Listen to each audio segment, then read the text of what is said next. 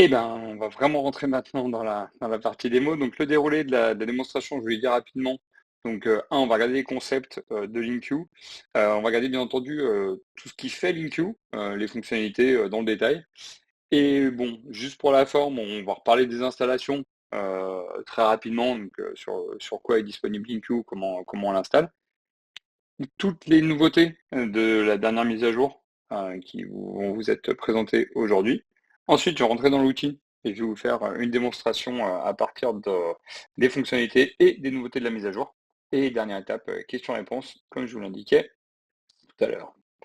Donc le principe de LinkU, c'est qu'à partir d'une maquette BIM et ou d'une bibliothèque de descriptif, LinkU va vous assister dans la mise en place de vos documents techniques. On a un petit schéma qui vous explique très clairement tout cela par la suite, ce sera peut-être plus parlant.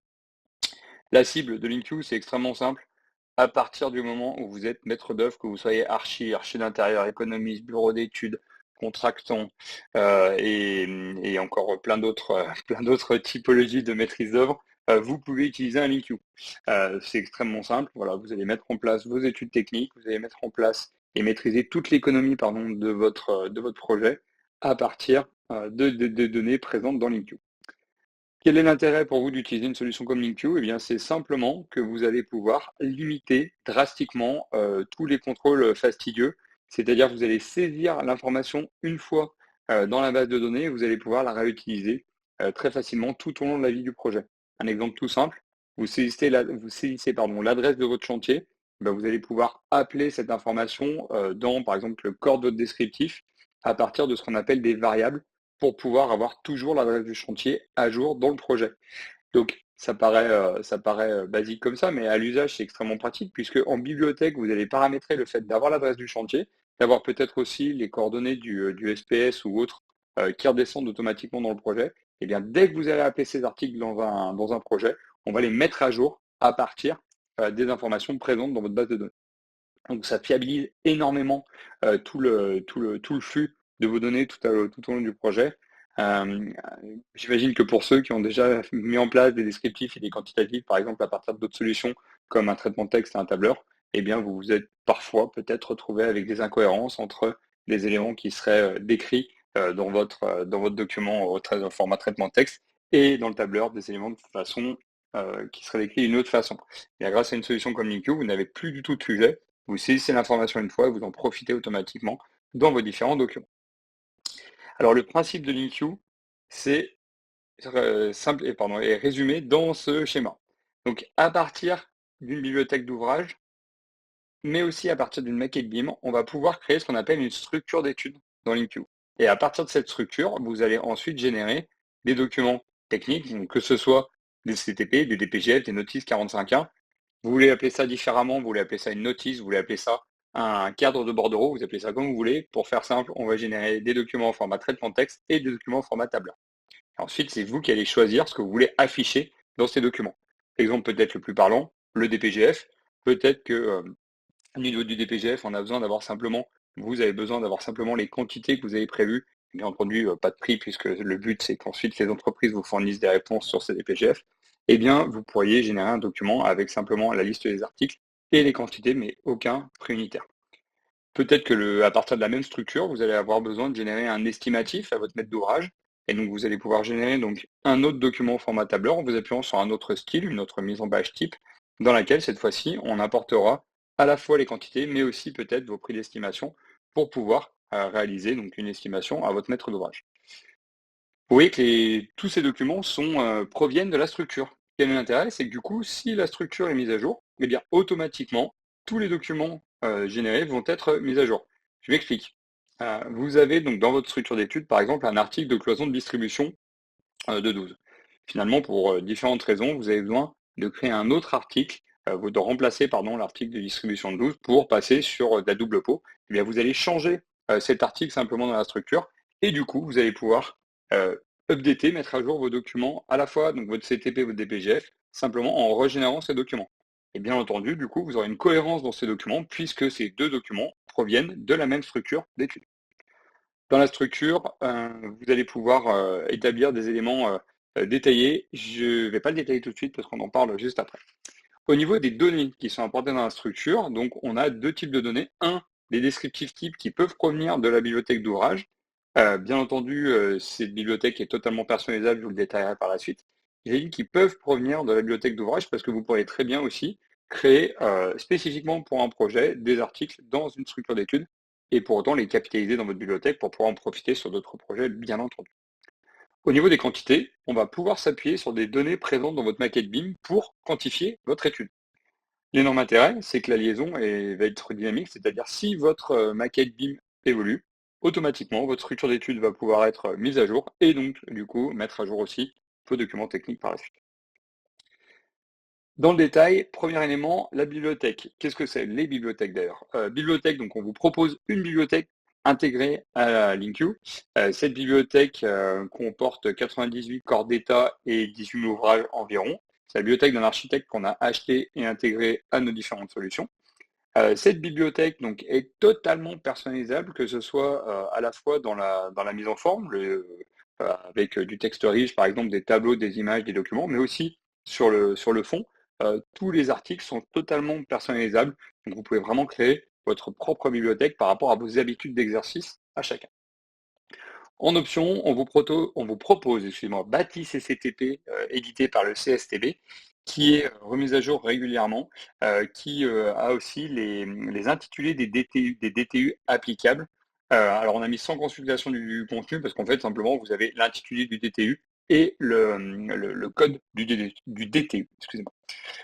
Que vous partiez sur la bibliothèque pro intégrée à LinkU ou Bâti CTP, ces bibliothèques ne sont pas valorisées, c'est-à-dire qu'il n'y a pas de prix dans les articles et les ouvrages. Pour autant, vous allez voir au fur et à mesure où vous allez utiliser vos bibliothèques, on va mémoriser les prix dans celles-ci pour vous. Un exemple tout simple, je reste sur mon exemple de cloison de distribution tout à l'heure. On utilise la cloison de distribution dans un projet, on va simplement saisir un prix d'estimation et automatiquement on pourra en profiter sur mes prochains projets et même bien entendu je pourrais faire des moyennes par rapport à des typologies de projets, des localisations ou autres pour pouvoir avoir un prix juste par rapport à notre nouvelle opération. Au niveau de la liaison avec les maquettes BIM, donc vos maquettes BIM sont riches de données. On a des plugins qui sont disponibles gratuitement, que ce soit pour Revit ou pour Archicad. Vous n'avez pas besoin d'avoir de licence de ces outils, vous pouvez tout à fait les utiliser en mode viewer. Alors la petite différence, c'est que côté Revit, ça appellera mode viewer, côté Archicad, ça appellera mode démonstration. Vous ne pourrez pas mémoriser de modifications apportées sur vos maquettes à ce moment-là, mais il n'y a aucun sujet, vous pourrez tout à fait récupérer, aller piocher toutes les données qui nous intéressent pour LinkU, c'est-à-dire les quantités, les listes, les nomenclatures d'éléments, les listes de murs, de dalles, même de structures composites qu'on pourra récupérer. Grâce à cette liaison donc vers Revit et Archicad, nous pouvons importer des maquettes IFC. Donc si vous êtes sur un autre outil, par exemple sur un Allplan ou autre, et ben vous pouvez exporter votre maquette en IFC, l'ouvrir, que ce soit dans Revit ou dans Archicad, encore une fois en mode démo uniquement, et collecter les données dans LinkU. Pour les utilisateurs qui ont une licence donc de Revit ou d'Archicad, vous allez pouvoir pousser des données textuelles dans la maquette. Un exemple tout simple, les identifiants. Peut-être que les personnes qui sont présentes aujourd'hui, quand vous mettez en place des maquettes BIM, vous constatez parfois que les identifiants, par exemple, de vos fenêtres ne seront pas correctement saisis, puisque vous placez votre fenêtre dans votre mur, puis après, voilà, vous ne faites pas attention, l'identifiant qui est attribué par votre solution ne vous convient pas. Il n'y a aucun problème, vous pouvez tout à fait, à partir de LinkU, modifier cet identifiant et pousser la donnée dans la maquette. Là, je donne l'exemple sur les identifiants, mais c'est valable sur tous les champs textuels. Un autre exemple, par exemple, côté, vous avez un degré coupe-feu qui est mal renseigné sur une cloison, vous allez pouvoir le modifier dans LinkU pour le pousser dans la maquette. Bien entendu, pour mémoriser cette information modifiée, il faudra avoir une licence de Revit ou d'Archicad pour mémoriser cette donnée. Au niveau de la structure d'étude, donc je vous l'ai évoqué tout à l'heure avec le petit schéma, donc la structure d'étude, c'est vraiment ce qui assure la cohérence de vos documents, puisque c'est la base de génération de vos documents. Cette structure vous permet d'être totalement agile dans votre étude, avec à la fois le principe d'option qui va être disponible, c'est-à-dire vous pouvez créer par exemple une solution de base pour votre maître d'ouvrage, avec peut-être une option, je ne sais pas, par exemple un parking souterrain, et cette option va bien entendu avoir des impacts sur un ou plusieurs lots qui vont connaître une modification à cause de cette option. Donc là, par exemple, dans le cadre du parking souterrain, on aura peut-être le lot maçonnerie, le lot terrassement, et puis aussi peut-être le métallier, pardon, le menuisier, excusez-moi, voilà, j'arrivais pas à trouver mon terme, qui va peut-être avoir des portails de parking souterrain à créer. De même, dans cette notion, dans ce côté agile de votre structure, vous avez bien entendu pouvoir créer tout ce qui est multi-tranche et multi-bâtiment. Multi-TVA aussi, donc dans un même lot, vous pourrez avoir des articles qui n'ont pas les mêmes taux de TVA. Et dernier élément sur le sujet agilité, vous allez bien entendu pouvoir créer des études multi-maîtres d'ouvrage. Donc ça, c'est extrêmement pratique pour vous. Vous pouvez avoir 2 maîtres d'ouvrage payeurs sur une même opération, 2 ou plusieurs d'ailleurs, hein, et vous allez pouvoir comme ça ventiler les différents bordereaux aux différents maîtres d'ouvrage. Au niveau de la hiérarchie de cette structure, c'est d'abord la clé d'entrée, c'est les lots. Ensuite, dans les lots, on va retrouver des bordereaux. Donc, vous pourrez avoir plusieurs bordereaux dans un même lot. Les bordereaux vont vous permettre, par exemple, de créer des options, des tranches, des multimètres d'ouvrage. Des multimètres d'ouvrage. Vous allez donc avoir plusieurs bordereaux dans un même lot. Les bordereaux sont simplement des listes d'ouvrages et d'articles dans un lot. Au niveau des quantités pour les articles et des prix aussi, vous allez avoir 5 méthodes cumulatives de quantification. Quelles sont-elles? 1, vous allez pouvoir saisir manuellement des quantités sur les articles. 2, vous allez pouvoir faire des minutes de calcul. 3, vous allez pouvoir faire des saisies en liste. 4, vous allez pouvoir pitcher directement sur des plans au format ou n'importe quel document graphique au format PDF. Et 5, celle qu'on va mettre en avant pendant cette démonstration de cet après-midi, la liaison avec les maquettes BIM. Donc du coup, je vais pouvoir récupérer des données sur la maquette. Au passage, j'ai une petite question à vous poser dans quelques instants, on en parlera après. Au niveau des prix, vous allez avoir un historique donc des prix qui se fait totalement directement, c'est-à-dire je travaille sur un projet, je saisis un prix sur un article, il va être mémorisé en bibliothèque pour mes prochains projets. Au niveau des documents générés, donc vous allez pouvoir générer des documents sur 2 environnements, donc des documents au format traitement de texte et des documents au format tableur. On vous propose des mises en page type proposées par défaut. Vous allez pouvoir bien entendu personnaliser ces mises en page type sans aucun problème. Vous avez la possibilité de générer de multiples documents en un seul clic, c'est-à-dire par exemple, je veux générer tous mes CTP. Je vais du coup sur l'onglet documents et je vais pouvoir générer tous mes CTP pour l'ensemble de mes lots en quelques clics. Au niveau des types de documents que l'on va réaliser, je vous en ai déjà évoqué certains préalablement, donc CTP, DPGF, bordereaux estimatifs, documents par localisation ou notice 45.1. Ça, bien entendu, vous allez pouvoir créer vos propres types de documents, vos propres intitulés de documents et vos propres contenus sur ces documents. Au passage, pour la suite de la démonstration, un autre QR code, n'hésitez pas à flasher le QR code qui est présent à l'écran. Ça me permettra de savoir sur les différentes personnes présentes, si vous souhaitez que je fasse la démo sur Revit ou sur Archicad. Vous avez un questionnaire, simplement vous votez. Et derrière, donc en fonction des votes, Manon m'indiquera sur quelle solution vous souhaitez que je fasse la démonstration. Bien entendu, s'il y a des questions sur l'autre solution qui n'aura pas gagné, je pourrais vous montrer des éléments sans problème. Alors, au niveau des installations de LinkU, extrêmement simple. LinkU est disponible pour PC et Mac. Nous développons LinkU sur un environnement qui s'appelle 4D, qui nous permet de tourner nativement sur un Mac ou un PC. Vous voyez, moi, dans le cas de la démonstration de cet après-midi, je suis sur un Mac. Pour les utilisateurs qui sont sur PC, je vous rassure, étant donné que nous développons sur un environnement qui s'appelle 4D, les interfaces que nous vous proposons sont rigoureusement les mêmes sur les 2 environnements de travail. Voilà. Donc, il n'y a aucune différence fonctionnelle entre un LinkU PC et un LinkU Mac. En termes d'installation, donc sur du monopost, on n'a pas besoin d'avoir des très très grosses configurations pour pouvoir faire tourner LinkU. Là, c'est simplement en fait une capture d'écran de ce que vous trouvez sur notre site internet. Donc voilà, donc pas besoin d'une très grosse machine, surtout si vous êtes en monopost où il n'y a pas de partage de données avec d'autres collègues. Ça, pour le coup, c'est vraiment ce qu'on trouve sur notre site internet. Donc là-dedans, je rentre pas dans le détail, c'est pas le sujet de la démonstration. LinkU est disponible certes en monopost, mais est aussi disponible en version serveur client. C'est-à-dire que vous avez un serveur qui tourne et des clients qui viennent se connecter dessus. Vous pouvez connecter jusqu'à 3 postes clients sur votre serveur. Vous pouvez être dans un réseau totalement hétérogène, c'est-à-dire que vous pourriez avoir un serveur en PC et des clients qui sont en PC et en Mac. étant donné que les données sont rigoureusement les mêmes, vous pouvez vraiment travailler dans un réseau totalement hétérogène. Le travail est totalement collaboratif et bien entendu en simultané. Vous avez un outil spécifique dans LinQ pour cette version serveur client, qui sont les fils de discussion qui vous permettent, par exemple, de demander des informations à un collègue sur un, sur un article que vous avez mis en place dans une étude.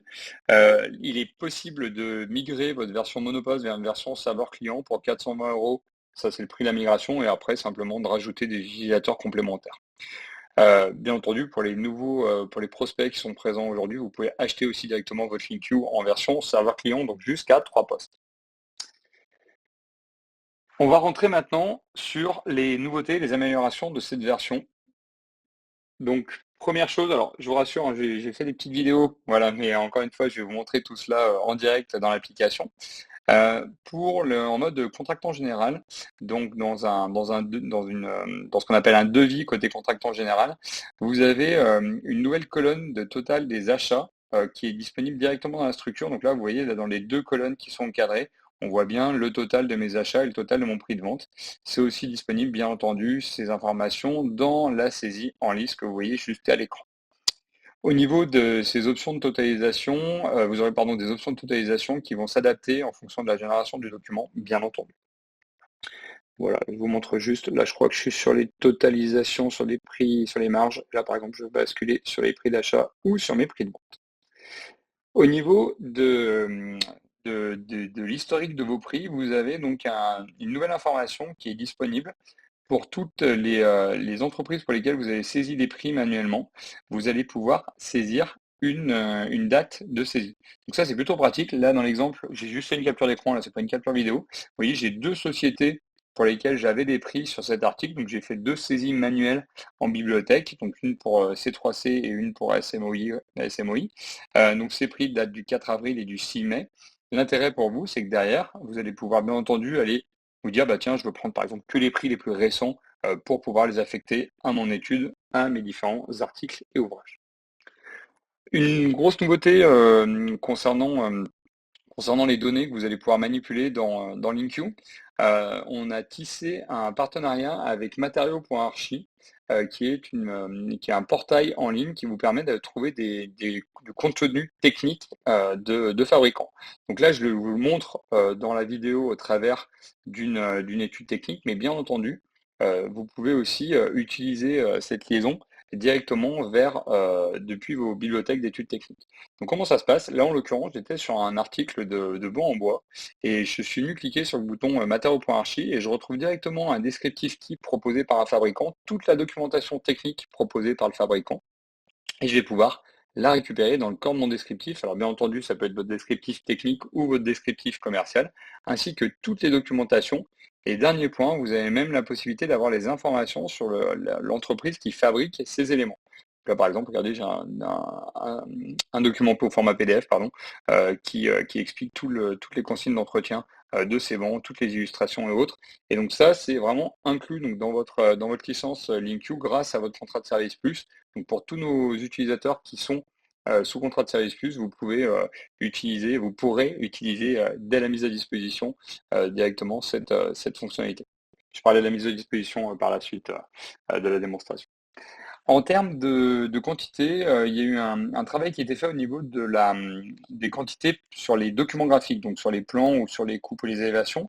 Donc au niveau des séparateurs, il y a eu une optimisation de l'interface qui vous permet d'avoir des séparateurs qui sont mieux gérés. Donc quand vous agrandissez ou diminuez votre fenêtre, la taille des listes de colonnes, des listes de quantités, pardon, restent les mêmes. Et comme ça, vous permet simplement de faire évoluer la surface sur laquelle on affiche le document graphique. Au niveau des temps de chargement, ils ont été grandement optimisés. Du coup, grâce à cette nouvelle liaison vers le document PDF, vous allez pouvoir accéder à ces documents beaucoup plus rapidement. Simplement, il faut garder à l'esprit que ces données vont être remises à jour. Donc pour les utilisateurs qui servaient déjà de la quotation sur plan, de la quantification pardon, sur plan, vous aurez votre document lors de la première ouverture qui va être remise à jour pour pouvoir profiter de cette optimisation. Après, il y a des imports pour les utilisateurs qui servent de solutions comme Quaterplan sur la vitesse de traitement et sur un meilleur retour visuel des données que vous importez depuis cette solution. Au niveau de la génération de documents, il y a beaucoup de nouveautés. Première nouveauté, vous allez pouvoir, en version serveur client, générer des documents de façon collaborative. Ça veut dire quoi? Là, j'ai ouvert une étude. J'ai ouvert une étude qui est déjà ouverte par une de mes collègues en version serveur client. Eh bien, malgré le fait que cette étude soit en cours d'établissement par une de mes collègues, eh bien, je peux venir comme ça éditer euh, mon, euh, mon style de CCTP, mémoriser même un nouveau style et après, bien entendu, générer mes documents. Donc ça, c'était pas du tout le cas jusqu'à maintenant. Là, bien entendu, je peux choisir le format de mon document. Est-ce que c'est un document modifiable ou un document en format PDF? Là, vous voyez, quand j'ouvre l'étude, je vois qu'elle est verrouillée par ma collègue qui est en train de travailler dessus, mais il n'y a aucun problème. Vous allez tout à fait pouvoir générer votre document très facilement et tout en personnalisant le style. Au niveau de la génération des documents aussi, autre nouveauté, on il a été mis en place une liaison, la conservation des liens dynamiques. Ça veut dire quoi? Ça veut dire que lorsque vous générez un document au format PDF, donc là, par exemple, j'ai mis, le lien vers un site internet, d'un fabricant et bien, du coup, dans le PDF que j'ai généré, j'ai le lien. Alors pardon, ma vidéo est un peu courte. Donc là, j'ai le lien, je vais pouvoir cliquer sur le lien et bien entendu, dans le PDF que je vais générer, j'aurai le lien. Ça, c'est valable donc pour des contenus externes, mais c'est aussi valable vers les pages de garde. J'aurais pu vous le montrer sur la vidéo.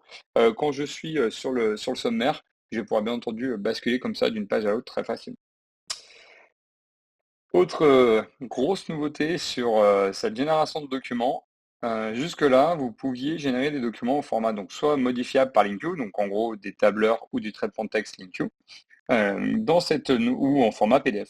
Dans cette nouvelle version, vous pouvez en plus générer directement des documents au format Office. Donc si vous êtes sur un traitement de texte, ça vous fera un Word. Si vous êtes sur un document au format tableur, ça vous générera un document Excel. Ces documents, donc bien entendu, sont générables nativement à partir de LinkU. Vous pouvez, là par exemple, je peux l'ouvrir. Bon là, voilà, j'ai mon Word sur le Mac qui est un peu lent à s'ouvrir. Voilà, donc voilà, là j'ai directement mon doc qui s'est ouvert. Bien entendu, vous avez aussi la possibilité d'exporter très rapidement un document. Ça, c'est une fonction qui est géniale. Regardez, je suis sur mon CTP de fondation, je veux le générer au format Word, et ben, je le génère au format Word en 2 clics sur mon bureau, et là je vais pouvoir le diffuser, etc. Ça, je vous montre l'exemple sur un format traitement de texte, mais c'est exactement la même chose avec un DPGF, donc du coup ça me fera un format Excel. Au niveau on a une nouveauté pardon côté Revit, le plugin pour Revit 2025 sera disponible dès le 3 décembre. Je me rends compte que j'ai fait une diapo pour Revit 2025. Pour les utilisateurs d'Archicad 28, le plug est déjà disponible. Désolé. Voilà. Et ben, je vais rentrer maintenant dans la démo directement en live. Donc, je vais vous montrer tout cela. Je vais juste sortir de Keynote. Voilà. Ah, on- alors, j'ai les résultats du sondage. On a une écrasante majorité d'archicadiens. Je vais montrer tout ce que je vais vous montrer sur Archicad. Je vous rassure, pour les clients qui sont sous Revit, n'hésitez pas à poser vos questions et je pourrais vous montrer des éléments, des éléments spécifiques à Revit sans problème. Alors, donc je suis connecté à mon LinkU. Donc dans LinkU, on est d'accord, on retrouve tous les intervenants avec lesquels on a l'habitude de travailler. Vous allez pouvoir retrouver par exemple tous vos maîtres d'ouvrage en 3 clics en saisissant toutes les informations qui vous intéressent. Là pour le coup, c'est des données un peu générales. On va retrouver tous les projets sur lesquels on peut travailler. Donc là en l'occurrence, moi j'ai pas mal d'affaires, donc je vais simplement me connecter à mon projet de démonstration LinkU et on va pouvoir travailler sur cette opération. Un projet, qu'est-ce que c'est? C'est extrêmement simple. C'est un maître d'ouvrage, quelques informations concernant l'opération, peut-être le budget du client si je souhaite le saisir, et derrière, je vais pouvoir retrouver ce qu'on appelle l'annuaire du projet avec les différents intervenants qui vont travailler sur cette opération. Alors, au niveau de ce projet, qu'est-ce que l'on va pouvoir faire? En l'occurrence, on va aller déjà retrouver nos bibliothèques. Donc là, c'est les bibliothèques de descriptifs type que l'on va pouvoir utiliser. Donc, comme je vous le disais, on vous fournit dans LinkU une bibliothèque, qui est la bibliothèque Pro, qui est la bibliothèque d'un archi qu'on a acheté et intégré à LinkU. Vous pouvez personnaliser cette bibliothèque, c'est exactement ce que j'ai fait moi là en mettant en place les lots par rapport aux habitudes que j'avais lorsque j'exerçais. Et après, en option, vous avez accès à Bâti CTP du CST. Dans tous les cas, que vous soyez sur l'une ou l'autre de ces bibliothèques, une bibliothèque se compose à chaque fois de corps d'état, Donc là, en l'occurrence, par exemple, je suis sur la bibliothèque du CSTB. Je vais juste l'agrandir un peu plus pour que vous voyez mieux de votre côté. Voilà. Et lorsque je suis, par exemple, sur la démolition, je vais pouvoir retrouver d'abord toutes les généralités de la démolition, des descriptifs que je pourrais adapter ensuite par rapport au projet, mais surtout, hop, alors sur la démol, voilà, on va venir, par exemple, bon, ah oui, pardon, je veux voir la démol sur les DTU sur la démol, c'est pas ça, hop, on va aller ici, voilà, nickel. Et donc là, par exemple, regardez, vous retrouvez euh, pour le terrassement, vous retrouvez tous les DTU applicables sur le terrassement. Bien entendu, ces données qui proviennent de bâtisses et CTP, vous allez pouvoir constamment vérifier leur mise à jour, simplement en venant cliquer sur le petit assistant pour vérifier le contenu qui est présenté par le CSTB pour que vous le récupériez dans LinQ. Que vous soyez dans LinQ ou dans la bibliothèque bâtisse CTP ou dans la bibliothèque Pro de Studio Base 2, vous pouvez, donc on a les mêmes fonctions. Là, simplement, je vais vous montrer les spécificités côté bâtisse CTB. Hop, pardon, c'est pas cette bibliothèque que je voulais ouvrir, c'est celle-ci. Voilà. Pourquoi je voulais ouvrir cette bibliothèque? C'est simplement la bibliothèque que j'utilise sur les différents projets en démonstration. Donc, du coup, j'ai un peu plus de contenu et notamment, je vais avoir des prix et autres qui seront mémorisés. Au niveau de la bibliothèque, donc, elle est organisée extrêmement simplement. On a d'abord des généralités avec des descriptifs types. Encore une fois, vous pourrez adapter. Par exemple, ça, j'ai fait ça avec un client en important un logo dans le contenu du SPS. C'est pas logique, mais c'était juste par exemple. Tout le contenu est entièrement modifiable. Donc là, vous pouvez mettre du texte en gras, en italique, ce que vous voulez. Voilà, il y a pas de sujet. Vous pouvez même mettre du texte barré si vous le souhaitez, du texte en couleur et autres. Voilà, nickel. Ça, bien entendu, on est en train de paramétrer les choses en bibliothèque pour pouvoir les utiliser par la suite. Au niveau des ouvrages et des articles, on va retrouver aussi, hop, directement, donc la même chose, avec donc des descriptifs types. Et au niveau des articles, vous allez retrouver tout l'historique, pardon, des prix, c'est pas ça que je vais vous montrer, c'est ici, tout l'historique des prix que vous allez retrouver. Donc ici, vous retrouvez tous les prix auxquels j'ai utilisé cet article au niveau de l'année 2024. Bien entendu, ces prix ne vous sont fournis qu'à titre indicatif, enfin, en tout cas quand vous allez bâtir votre étude. Comme je vous le disais, la bibliothèque n'a pas de prix quand vous commencez d'utiliser LinQ, mais c'est pas grave, au fur et à mesure où vous l'utilisez, vous voyez, je vais mémoriser, donc là par exemple sur mes voiles de 15, pardon, je fais des bêtises, sur mes voiles de 15, j'ai retrouvé tous les prix auxquels j'ai utilisé cet article sur mes différents projets. Quel est l'intérêt d'avoir cette liste? Eh bien regardez, hop, je vais me dire, tiens, on va prendre que les éléments les plus récents. Et ben en faisant une sélection, je vais retrouver directement un nouveau prix moyen, un prix mini et un prix maxi. Alors, à partir de ces données, donc on va pouvoir directement pouvoir réaliser nos éléments sur LinkedIn. Alors, on va mettre en place donc notre étude technique. Donc, comment est-ce que l'on va faire? On va juste aller dans une étude. Là, je vais ouvrir une étude. Donc, vu que j'avais plus de gens qui ont répondu sur le formulaire, pardon, sur Archicad, je vais vous montrer la liaison avec Archicad, mais bien entendu, pour les utilisateurs Revit, n'hésitez pas à poser vos questions, comme je vous l'ai dit précédemment. Donc, pour importer des éléments, ça va être extrêmement simple. J'agrandis juste la fenêtre pour que vous voyez mieux de votre côté. On va importer d'abord un ou plusieurs lots. Voilà. Et ensuite, on va pouvoir, dans chacun des lots, venir importer là où les articles qui m'intéressent. Donc ça, pour le coup, là, c'est extrêmement simple. On bâtit une étude, vous voyez, manuellement. Je vais dire, dans ce projet, on a des voiles en béton manché, voilà, justement, des voiles de 15. Je vais prendre toutes mes prescriptions communes. Super, voilà. Donc là, au niveau de mes prescriptions communes, peut-être que, ben voilà, mes traits de niveau, on va aller les changer. Mes fameux traits de niveau que j'ai modifiés en termes de texte, je vais peut-être les remettre sur du texte plus courant. Au passage, je vais vous montrer que tout ce que vous vous apportez comme modification sur un projet peut être mémorisé en bibliothèque de façon très simple. Regardez, ici, vous allez simplement lui demander de mettre à jour en bibliothèque. Et là, la modification que je viens d'apporter est disponible directement en bibliothèque. Alors, à partir de ces données, donc on va pouvoir directement avancer. Je vais juste aller ici retrouver voilà mes fameux voiles en béton manché. Et donc on va pouvoir les quantifier. Alors on a différentes méthodes de quantification. Soit je vais pouvoir saisir une quantité, soit je vais pouvoir faire une minute de calcul. Je ne le fais pas pour l'instant, vous allez voir pourquoi dans quelques instants quand je serai avec une liaison sur une maquette BIM. Vous allez aussi pouvoir faire une saisie en liste. Nickel.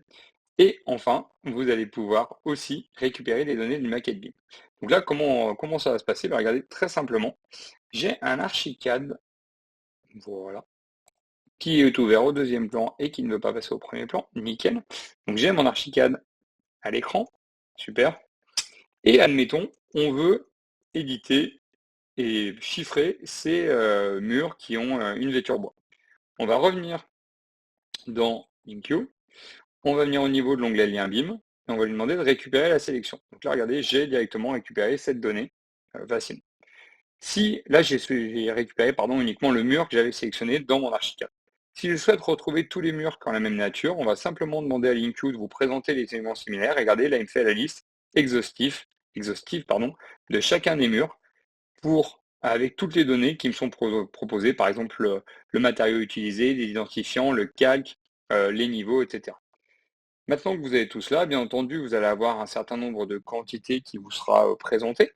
Si vous souhaitez vérifier dans votre maquette à quoi correspondent tous ces murs, vous n'avez qu'à les sélectionner, à lui demander de vous les montrer.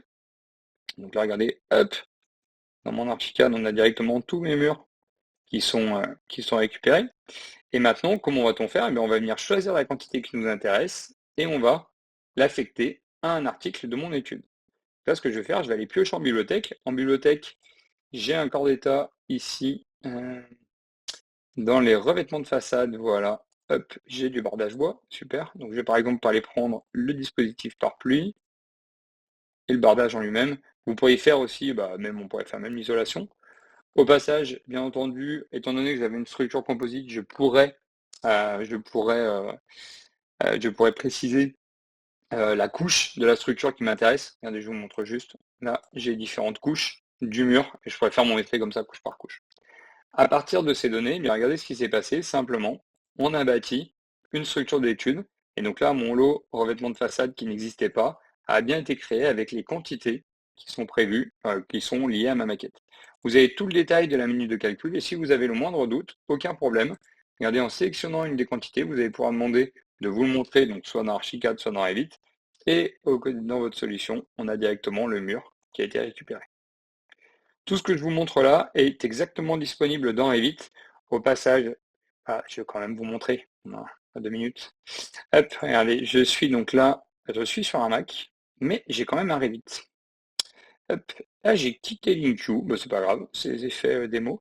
Alors, comment est-ce que je fais pour avoir Revit sur mon Mac? Simplement, j'ai un PC au bureau sur lequel j'ai voilà, mon Revit qui est ouvert. Donc là, voilà, j'ai mon Revit qui est ouvert au deuxième plan. Voilà.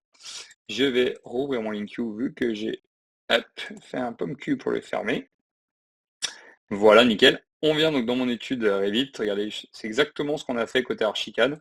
On a donc la nomenclature des éléments qui vous est présentée côté LinkU. Lorsque vous venez, par exemple, voilà, là je voudrais décrire tous ces murs rideaux qui sont des panneaux solaires en fait dans ce projet. Eh bien, je viens simplement récupérer la sélection. Il va me montrer, voilà, me dire là c'est un panneau solaire que tu as récupéré. Je vais pouvoir sélectionner ces différents panneaux solaires et aller choisir la quantité qui m'intéresse pour l'affecter à un article ou un ouvrage. Vous voyez ce que je vous ai montré côté Archicad, c'est exactement la même chose côté Revit. Au niveau des données, je vais juste rebasculer sur mon autre étude. Voilà. Cette liaison que vous mettez en place sur les différents articles dans un projet et sur les différents éléments de maquette, on va pouvoir le mémoriser dans ce qu'on appelle une règle. Donc là, du coup, je vais juste, regardez, je fais vite toute mon étude. Je vais avoir une étude qui va être entièrement vierge. Et on va simplement lui demander d'appliquer les règles. Appliquer les règles, c'est quoi? C'est que du coup, LinkU va checker le contenu de votre maquette et affecter des articles et des ouvrages que vous auriez déjà affectés sur d'autres projets. Donc là, ce que je vais faire, moi, je vais juste affecter voilà, sur les murs et sur les zones, voilà, pour que vous ayez juste un petit peu plus vite pendant la démonstration. Et là, donc, LinkU est en train, regardez, d'analyser le contenu de votre maquette et de créer pour vous automatiquement les liaisons vers des articles et des ouvrages. Donc ça, c'est extrêmement puissant puisque typiquement vos cloisons que vous utilisez dans les différents projets, les voiles en béton manché, peut-être vos menuiseries aussi, vous pouvez automatiser comme ça une grosse partie de votre métré par rapport à vos habitudes d'affectation d'articles et vous allez du coup de cette manière-là bâtir automatiquement un descriptif.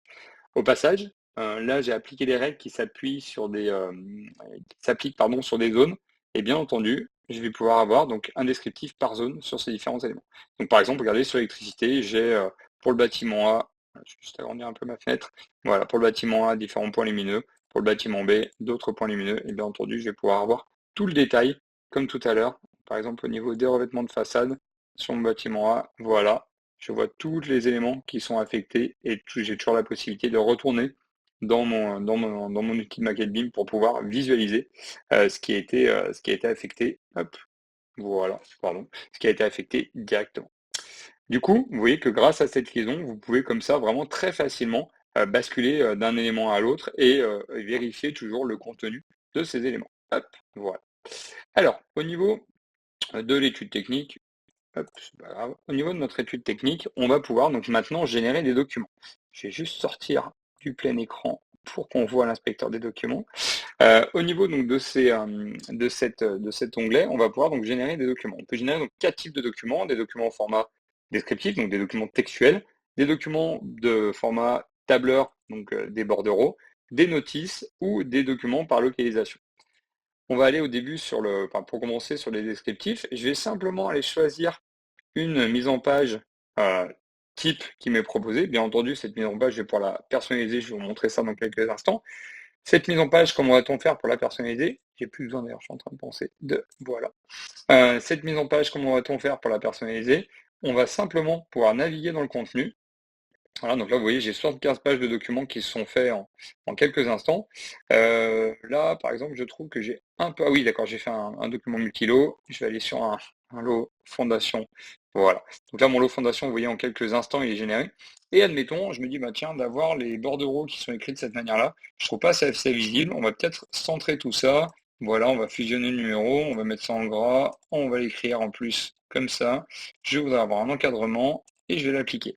Vous voyez qu'automatiquement, le style que je viens d'affecter à ce bordereau est affecté à tous les autres bordereaux de mon étude.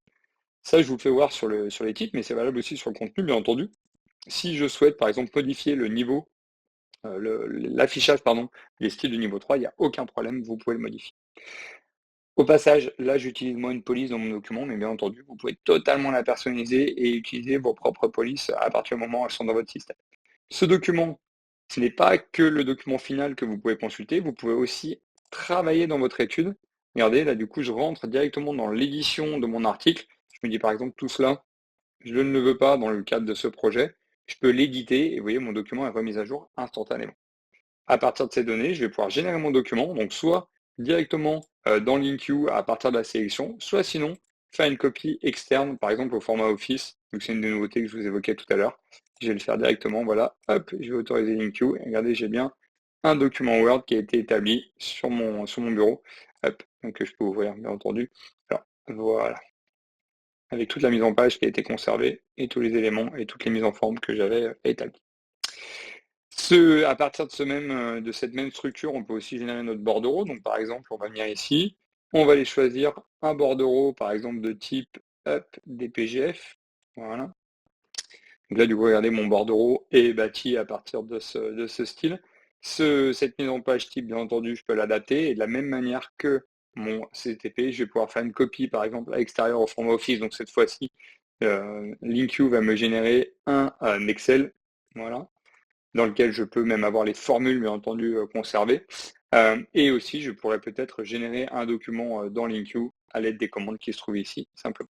Tout à l'heure, je vous évoquais le fait de pouvoir générer plusieurs documents à la fois. Regardez, c'est extrêmement simple. Là, je veux générer tous mes bordereaux de l'ensemble des lots. Je vais pouvoir générer ici. Je vais venir ici, lui demander de faire une génération multi-lot. Enfin, pas multi-lot, mais multi-document. Donc là, je fais pour chacun des lots. Donc là, je peux tous les sélectionner. Je vais pouvoir lui demander de faire un document modifiable, un document au format PDF ou un document au format Office qui sera généré ici dans le bordereau. Donc là, vous voyez, en quelques clics, je vais avoir mes bordereaux qui vont se générer. Voilà. J'ai encore 11 documents, on va les laisser générer parce qu'en fait, on va avoir un document par lot simplement. Du temps que ces documents sont en cours de génération, on va juste regarder un dernier type de document. Voilà, je peux interrompre pour le coup. On a donc un autre type de document au niveau des localisations. Tout à l'heure, je vous ai évoqué le fait que j'applique des règles par rapport à des zones. Eh bien, regardez, l'intérêt d'appliquer des règles sur des zones, c'est qu'ensuite, hop, pièce par pièce, vous êtes capable d'avoir un estimatif ou en tout cas un bordereau pièce par pièce. Donc ça, pour faire valider même les prestations à votre maître d'ouvrage sans entrer, par exemple, des quantités, des prix unitaires, mais juste pour valider pièce par pièce que vous souhaitez. C'est extrêmement pratique. C'est ce qu'on appelle des prestations. Ça se fait sur les zones ou sur les pièces de votre maquette très facilement. Voilà, donc là, par exemple, sur l'entrée, je vois ce qui a été appliqué à l'entrée.